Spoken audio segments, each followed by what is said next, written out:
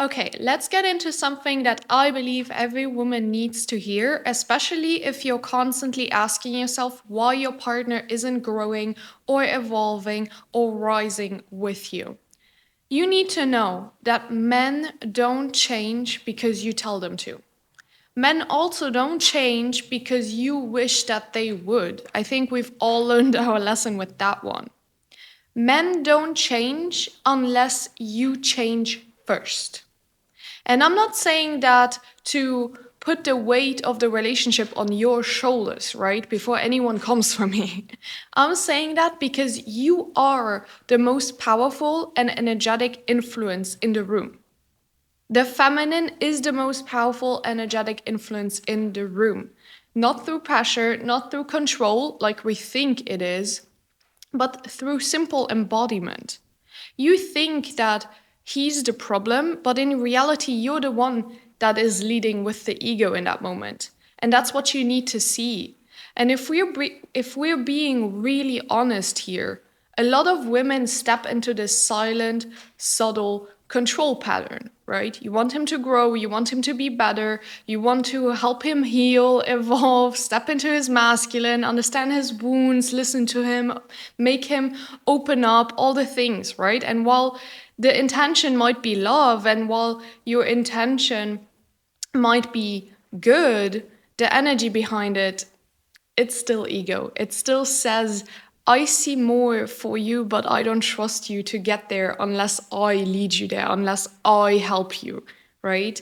And no, you aren't that 1 in a million girl for whom he will change now. Believe me, I kept thinking that too. I've been there, I've done that multiple times, but that's just not how it works in situationships, in relationships, in any kind of dynamic. And when you're doing that, you need to understand that you're not in your feminine. You're not in trust. You're not in openness just because you think you are, just because your intentions are good. You aren't in that moment. You're trying to force change through your own discomfort with surrender, right? And a man doesn't grow from that pressure. He grows from witnessing your expansion and being inspired by it. He grows when he sees that your evolution invites him to higher levels, to higher grounds, to a higher self, and not demands it, right? And I'm not saying that it's on you to change him. It's that when he sees that he can change by himself for himself, that he does. Nobody should change for the other person. You should be better for the other person, but nobody should change for the other person. Because if you're doing it for someone else, you're doing it for the wrong intentions. Because that's often when resentment grows in the future, if something goes wrong, right? You should always change for yourself first. So when you change for yourself first, he sees that and he's being inspired by it. And overall, there's also simply the fact that you cannot help someone who doesn't want to be helped. So while you keep pressuring him into something that he doesn't want, he's just becoming even more resistant to the very thing itself, right? So basically, you are provoking him to become even more resistant when you're trying to help him overcome that. So it's a vicious circle that will never end, right? And this is how breakups happen. This is how these huge fights happen. This is why this constant friction is going to be there. And I'll be real with you. I lived this exact thing in my past relationship, in my situationships, and even in the beginning of my current healthy relationship. I used to over-explain. I used to try to coach him through his emotions, right? Because I'm a coach. So I couldn't separate me being the girlfriend and me being the coach. I used to try and hold space for both of our healing while slowly draining myself in the process, right? I thought I was helping him, but actually I was just self-abandoning. Because I thought that if I just helped him understand, he would catch up. And I thought that my effort would equal his transformation, right? But what I didn't realize was that I was in masculine energy the entire time. So I didn't even give him any space to be in his. I didn't even give him any space to evolve by himself. And I wasn't even giving myself a chance to see how much he was already in the right role, because I was blinding myself with, he needs to do this and he needs to heal that, and I see this pattern and blah, blah, blah, blah, blah, blah, blah, blah, blah, right? I was trying to lead him. I was trying to teach him. And in doing that, I was stepping out of my feminine and into this performance, into this coach, right? So I stopped. I just stopped. I just realized it one day and I was like, what the fuck are you doing? You're self-sabotaging your own relationship. You're sabotaging your own relationship and you don't even realize you're doing it. So I stopped, I pulled back, and I got radically honest with myself, because he wasn't the problem, I was.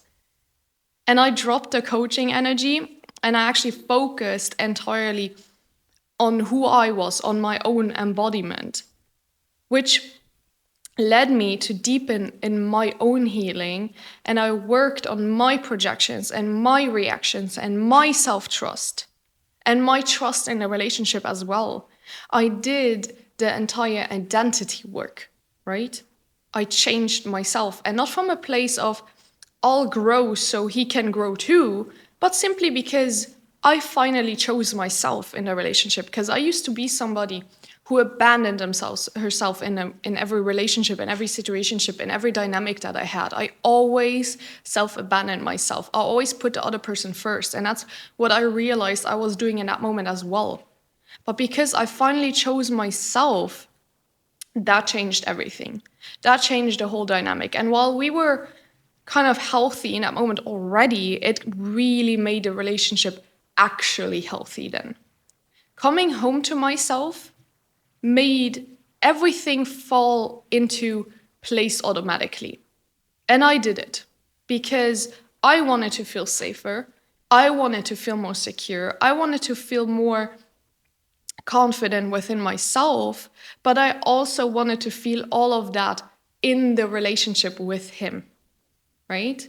So the moment I started embodying the version of myself I knew I was capable of becoming is when the embodied feminine energy was in activation. And the moment that I started embodying the version of myself that I knew I was capable of becoming, that's when he started shifting. That's when he started to change without pressure, without any force, without the coaching, and not just in some superficial way, right? He dropped into his leadership. He had the space to do so. He already was that man. I just didn't give him any space to do it, to show up like that. So he started showing up differently with more direction and more purpose and more groundedness, right? He became more emotionally present because he was already very emotionally in tuned. I just didn't give him any chance to show it, right? I threatened him basically in his emotions, in his space. He met me in deeper intimacy. He told me watching you grow made me want to rise too. And it's like he wasn't growing and working on himself before that. He knew exactly where he wanted to go in life, who he was, who he wanted to be, what he wanted to do. He knew it better than I did, right? But it simply opened up this huge door for us and for him to share it between the both of us within our relationship and really be himself around me and not tiptoe around me or walk on eggshells around me, right? And that's what I feel like so many women miss, or not I feel like it, I actually see it in a lot of women, in a lot of relationships. You're trying to lead your man from logic, but what shifts him is your frequency. I've seen it in friends, I've seen it on TV, I've seen it online, I've seen it everywhere, right? I've seen it in strangers' dynamics.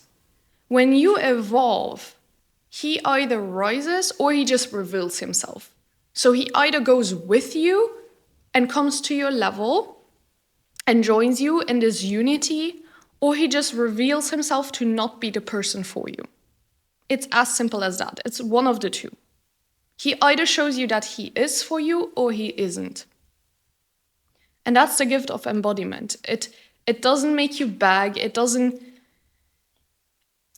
have to convince someone to do something, right? It simply becomes. It's the field, the energetic field that just rearranges itself, right? So stop obsessing over his growth and actually start leading your own, because what I'm about in my world is that it always starts within you.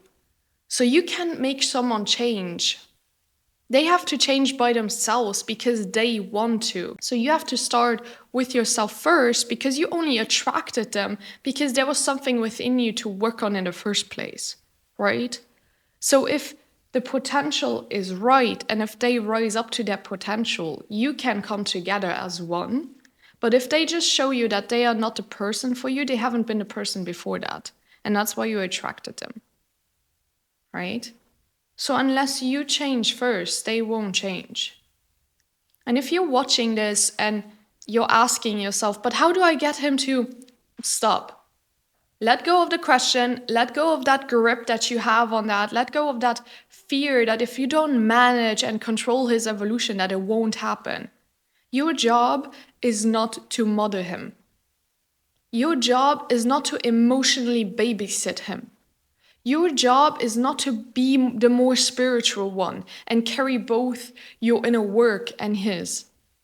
Your job is simply to become the best version of you that no longer attracts, that no longer tolerates, that no longer entertains anything less than aligned, activated masculine energy, right? And if he's the one for you, he will meet you there. That's the trust and faith that you need to have. Because your growth will make him feel safe enough to begin his own. But if he doesn't, that's just information that you're getting, because now you're no longer choosing love from a wounded place. Now you're choosing it from embodiment, from that wholeness of yours, from actual alignment, right? You don't create change in your relationship by trying to mold your man. And believe me, I've watched friends and other women do it or try it. You just create more friction, you create more fights, you provoke more arguments and more misalignment than anything else. You don't create change in your relationship by trying to mold him and by trying to change him. You create change by raising your own frequency and letting him choose if he can meet you there. If he doesn't, there's your answer. Let him go. Let your energy speak louder than your words. Let your embodiment become the actual standard. Let your love be so deep, but not self-sacrificing. And watch what happens when you do that. Because men don't change unless you change first. And when you do, the entire dynamic shifts.